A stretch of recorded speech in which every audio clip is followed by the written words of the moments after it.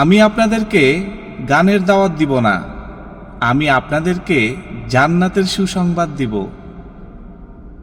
আজকে যারা আমার ভিডিওটা পুরো দেখবেন, প্রত্যেকের আমলনামায় এক খতম কোরআনের সোয়াব জমা হয়ে যাবে ইনশাআল্লাহ।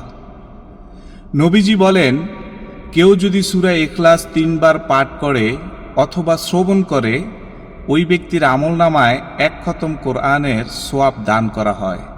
সুবহানাল্লাহ। সবাই আমার সাথে সূরা ইখলাসটি পাঠ করুন। বিসমিল্লাহির রহমানির রহিম।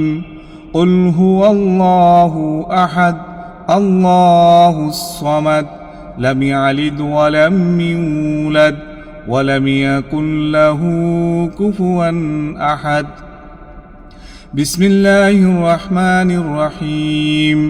কুল হুয়াল্লাহু আহাদ আল্লাহুস সামাদ লাম ইয়ালিদ ওয়া লাম ইউলাদ ওয়া লাম ইয়াকুল লাহু কুফুয়ান আহাদ।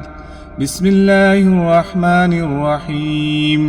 কুল হুয়াল্লাহু আহাদ আল্লাহুস সামাদ লাম ইয়ালিদ ওয়া লাম ইউলাদ ওয়া লাম ইয়াকুল লাহু কুফুয়ান আহাদ।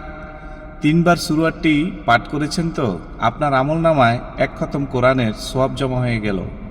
আর যেই ব্যক্তি প্রতিদিন 10 বার সূরা ইখলাস পাঠ করবে, আল্লাহ তাআলা তার জন্য জান্নাতে একটি প্রাসাদ নির্মাণ করবেন। সুবহানাল্লাহ।